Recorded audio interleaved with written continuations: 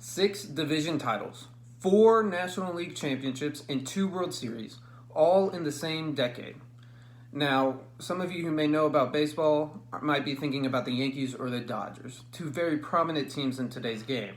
However, I'm talking about the Cincinnati Reds. Even though they're not as good now, they dominated the 1970 decade. This team from 1970 to 1979 was given the nickname the Big Red Machine. Now, this was first used in 1969, describing the Cincinnati Reds. However, it didn't go into full effect and gain its fame until this later team came on during the 70s and really dominated the MLB. Now, my dad growing up in northern Kentucky was in the middle of all of this action. He was able to go to the games. He watched this team unfold into the greatness that I was able to hear about from his stories.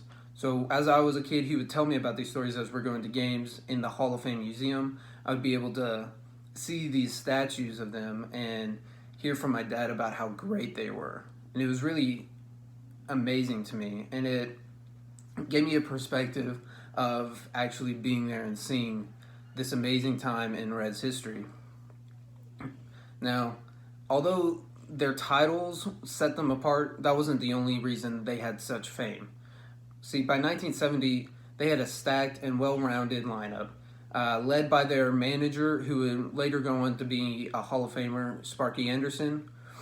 And on their lineup, they also had another 4 future Hall of Famers that boosted the team up.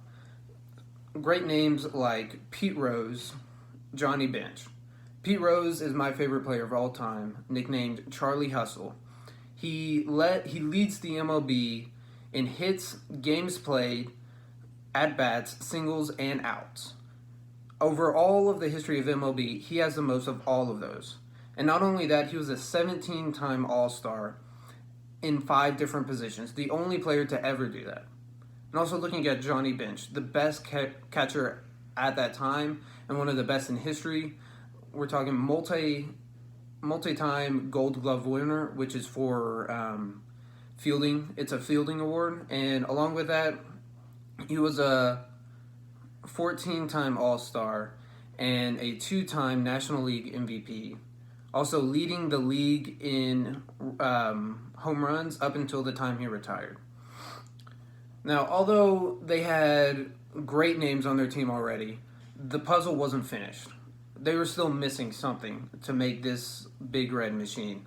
And that came in 1971 when the Houston Colt 45s, later known as the Houston Astros, traded the top second baseman Joe Morgan to the Reds. Now, an article from the MLB Hall of Fame describes this as the worst trade of all time.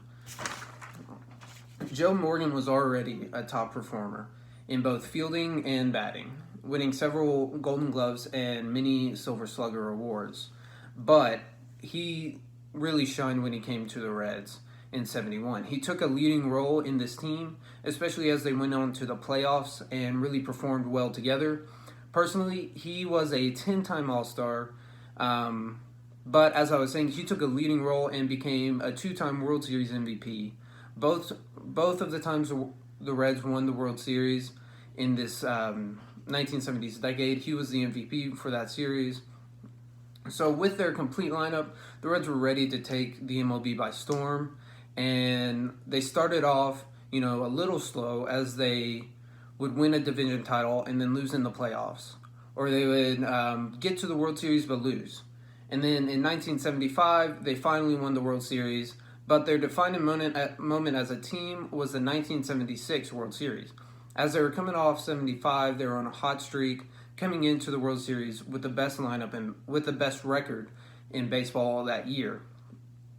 However, that year was not remembered for their record. It was remembered for their postseason performance, as they are the only team to have a perfect postseason, going 7-0, not losing a game, all the way up until winning the World Series. So this put the Reds in the history books for sure. And even though the team had great success in that year, they started to die out a little bit as some of their players were traded away or retired, as that naturally happens. But looking back, the Big Red Machine is still, if not the greatest, one of the greatest teams in MLB history. Looking at their titles base, of course, they have some of the best titles within a decade for any team in history, but also individual players. It is truly amazing how all of these players were on the same team, as they were so great individually, but even better together.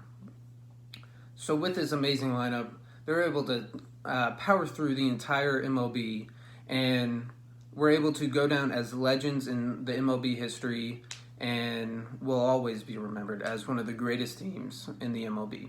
Thank you.